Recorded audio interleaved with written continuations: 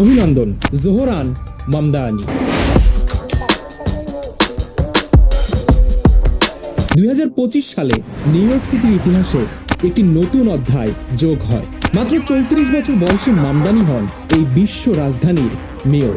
তিনি শুধু প্রথম মুসলিম মেয়রই নন, গত 100 বছরের মধ্যে সবচেয়ে কম বয়সী এবং 111তম মেয়র। তিনি একজন ডেমোক্রেটিক সোশ্যালিস্ট যিনি খোলাখুলিভাবে নিজের মুসলিম পরিচয় দেন। প্যালেস্টাইনের পক্ষে তার স্পষ্ট অবস্থান। তিনি ইসরায়েলি কর্মকাণ্ডগুলোকে জেনোসাইড হিসেবে অভিহিত করেন এবং ইসরায়েলি প্রধানমন্ত্রী বেঞ্জামিন নেতানিয়াহুকে গ্রেপ্তারের হুমকি, এসব কিছুই তাকে মুসলিম বিশ্বের কাছে করে তোলে একজন হিরো। কিন্তু এই হিরোই যখন প্রস্টিটিউশন ডিক্রিমিনালাইজেশনকে সমর্থন ও সমকামী অধিকারের পক্ষে এবং বিতর্কিত বিলিয়নিয়র জর্জ সোরোসের সাথে যুক্ত, তখন মনে প্রশ্ন জাগে, তিনি আসলে কে? মুসলিম উম্মার জন্য তিনি কি বন্ধু নাকি শত্রুর মুখোশ? উত্তর খুঁজতে গেলে আমাদের যেতে হবে এক অদ্ভুত রাজনৈতিক যাত্রায়, যেখানে সত্য মিথ্যার থেকে বেশি রহস্যময়। আজ থেকে মাত্র 1 বছর আগের কথা। নিউ ইয়র্ক সিটির রাস্তায় এক অপরিচিত তরুণ, হাতে প্ল্যাকার্ড, পথচারীদের সাথে কথা বলছেন, নিজেকে পরিচয় দিচ্ছেন একজন মেয়র প্রার্থী হিসেবে। তখন তার জয়ের সম্ভাবনা ছিল মাত্র 1%। মানুষ তখন তাকে বলতো, এটা অসম্ভব, তুমি একজন মুসলিম, একজন ইমিগ্রেন্ট, তুমি নিউ ইয়র্কের মেয়র হতে পারবে না। And that is why I stand before you as a candidate for New York City Mayor. Make no mistake, this will be a fight. কিন্তু মামদানি থামেননি। তিনি খুঁজে বের করেছিলেন শহরের আসল সমস্যা, এবং তিনি খুঁজে পান আসল সমস্যাটা হচ্ছে নিউ ইয়র্ক সিটি নিজেই। তিনি বুঝতে পারেন এই শহরটি একদমই বসবাসের জন্য অ্যাফোর্ডেবল নয়। এখানে থাকার বাসা ভাড়া আকাশ ছোঁয়া, খাবারের দাম অসহনীয়, যাতায়াতের খরচ অনেক বেশি, চিকিৎসা শিক্ষা অনেক ব্যয়বহুল এবং মধ্যবিত্তের আয়ত্তের বাহিরে চলে গিয়েছে। আর অবশেষে যখন তিনি এই সমস্যাগুলোর সমাধান নিয়ে নিউ ইয়র্কবাসীর সামনে উপস্থিত হন, তখন তারা তাকে সমর্থন করতে এগিয়ে আসেন। পূর্বের মতো তার কথায় হাসি ঠাট্টা না করে তাকে বিশ্বাস করতে শুরু করে।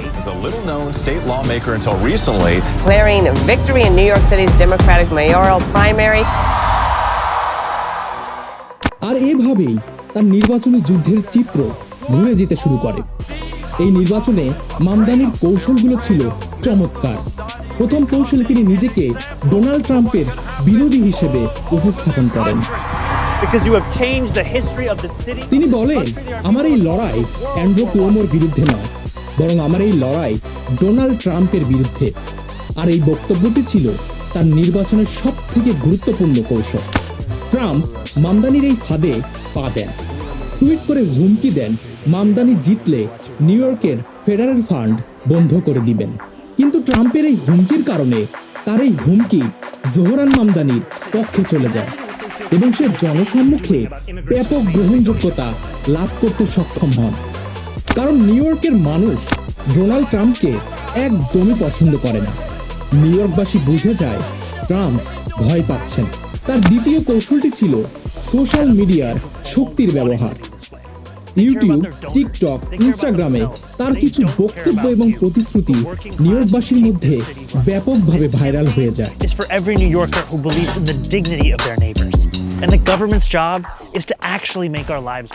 তৃতীয় এবং সবচেয়ে গুরুত্বপূর্ণ কৌশল তার কথা বলার ক্ষমতা।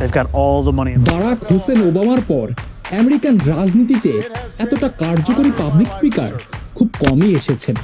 আপনি যদি ইতিহাসের দিকে তাকান, তাহলে আপনি লক্ষ্য করে থাকবেন সকল রাজনীতিবিদ এবং ওয়ার্ল্ড লিডাররা খুব সুন্দর ভাষায় কথা বলে।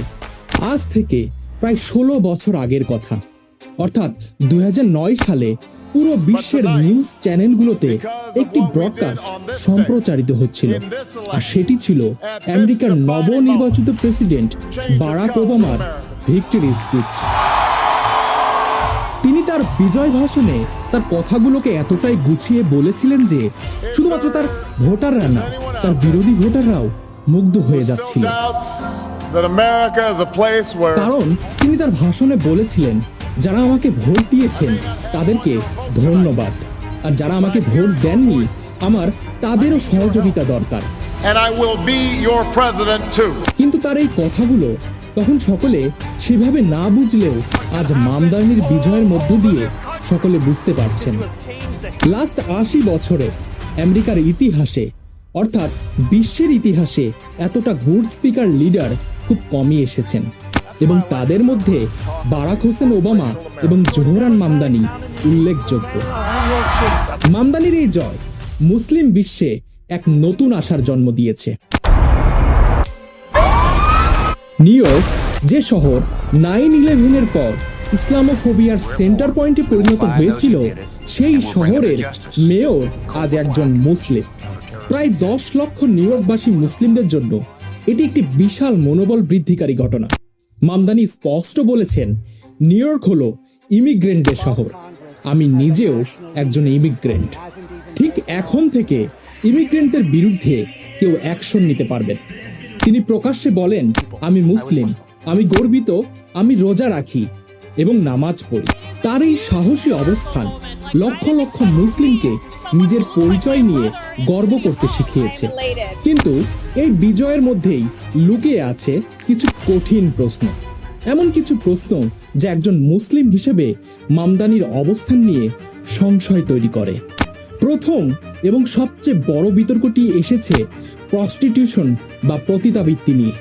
নিউ ইয়র্ক স্টেট অ্যাসেম্বলির সদস্য থাকাকালীন জোহরান মামদানি প্রস্টিটিউশনকে ডিক্রিমিনালাইজ করার একটি বিলকে সমর্থন করেছিলেন। long called to decriminalize sex work, and as the state is এর মানে হলো পতিতাবৃত্তিতে জড়িত ব্যক্তিদের অর্থাৎ যারা টাকা দিয়ে জেনা করে তাদের আর শাস্তি দেওয়া হবে না।